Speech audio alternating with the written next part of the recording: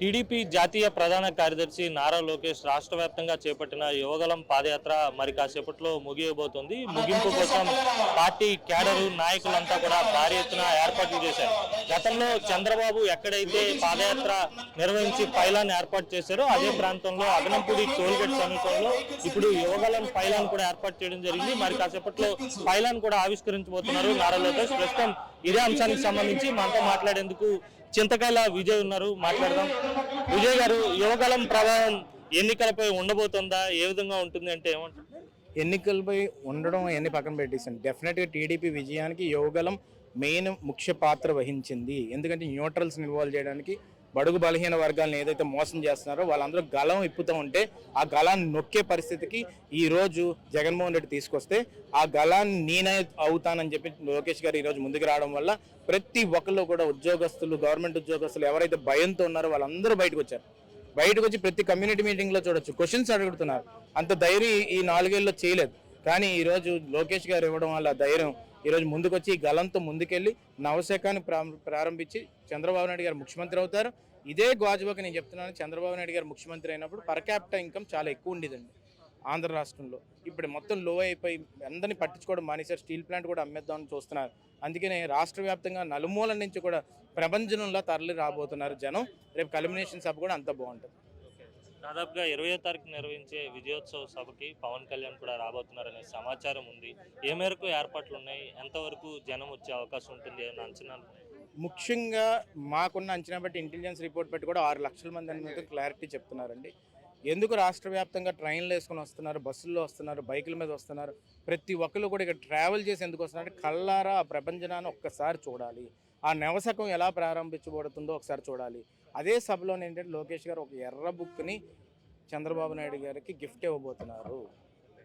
అది ఒక police officer ఎవరైతే కాన్స్టిట్యూషన్ వ్యతిరేకంగా వెళ్ళి, రూల్స్కి వ్యతిరేకంగా వెళ్ళి ప్రజలను ఇబ్బంది పెట్టారో ఆ ఇబ్బంది పెట్టిన ప్రతిదీ కూడా అక్కడ ప్రస్తావించి ఆ ముగింపు సభలోని ప్రతి ఒక్కరు కూడా మన భవిష్యత్తు ఆరంభించే విధంగా ఆయన మెసేజ్.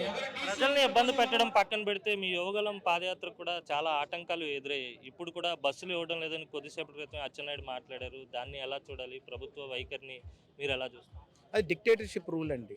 ఎక్కడన్నా కూడా ఏంటంటే ఎందుకు భయం లేనప్పుడు ఎక్కువ భయం పెట్టుకొని ఈరోజు బస్సులు ఆపేసి, రైళ్ళు ఆపేసి ఇవన్నీ చేయడం వల్ల దానికి యూజ్ ఏముంటుంది? ఈరోజు ఎన్ని ఆపినా కూడా ప్రజలు వదిలేలా లేరండి. ప్రతి నెల శాలరీలు అయిపోతున్నాయి, అన్నీ అయిపోతున్నాయి. కాబట్టి గేట్లు లాక్ వేసినా కానీ కొట్టుకొని బయటకు వచ్చేస్తారు. దాంట్లో అయితే డౌట్ లేదు. అయితే మొత్తానికి యువగలం రాజకీయాల్లో చేంజ్ తీసుకురాబోతుంది. ఖచ్చితంగా ప్రభుత్వం కూడా మారడానికి యువగలం దోహదపడుతుంది అని భావిస్తున్నారు. అది మార్పే వచ్చేస్తుంది, కంప్లీట్ మార్పు వస్తుంది. ఈ సభ అయిన తర్వాత ఆంధ్ర రాష్ట్రంలో నేను చెప్తున్నాను, రాసుకోండి, ప్రతి ఒక్కడు కూడా ఎవరైతే బాధించబడ్డాడో, ఎవరైతే ధైర్యం లేకుండా ఇంట్లో కూర్చుని అందరూ బయటకు వస్తారో రేపు నేను చెప్తున్నాను, రాసుకోండి, ఆ పార్టీ మిగలదు. చంద్రబాబు నాయుడు గారు ఆ రోజు ఒక మెసేజ్ ఇవ్వడం జరుగుతుంది. ఆ మెసేజ్ ఇచ్చిన తర్వాత ప్రతి ఒక్కళ్ళు కూడా ఇంక టీడీపీని ముందుకు తీసుకెళ్తారు, వైఎస్ఆర్సీపీని బంగాళాఖాతంలో కలిపేస్తారు. మొత్తమే చూసుకున్నట్లయితే కనుక యువగలానికి విశేష స్పందన వచ్చింది. ప్రజలు పడినటువంటి ఇబ్బందులు, అలాగే పార్టీని, అలాగే యువగలం పాదయాత్రకు ఎవరైతే ఇబ్బందులు గురి చేశారో వారందరి పేర్లు ఒక ఎర్ర బుక్లో లోకేష్ గారు రాసుకున్నారు. ఆ పుస్తకాన్ని చంద్రబాబు నాయుడుకి గిఫ్ట్గా ఇవ్వబోతున్నారు. పోలీసులంతా కూడా ఎవరైతే ఇబ్బందులు గురి చేశారో వారంతా కూడా కాస్త జాగ్రత్తగా ఉండాలని విజయ్ చెప్తున్నారు. మరోవైపు చూసుకున్నట్లయితే ఒకసారి మనం విజువల్స్లో చూడొచ్చు. ఇప్పుడు కనపడుతున్నటువంటి ఈ పాత పైలాన్ చంద్రబాబు నాయుడు వస్తున్న మీకోసం పాదయాత్ర చేసినప్పుడు ఏర్పాటు చేసినటువంటి పైలాన్, దానికి పక్కనే లోకేష్ యువగలం సంబంధించినటువంటి పైలాన్ కూడా ఏర్పాటు చేయడం జరిగింది.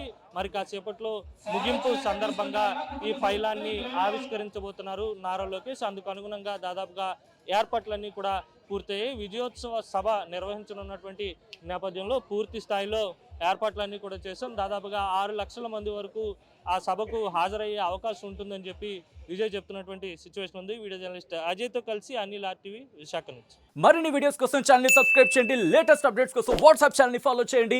అండ్ లింక్ డిస్క్రిప్షన్ లో ఉంది.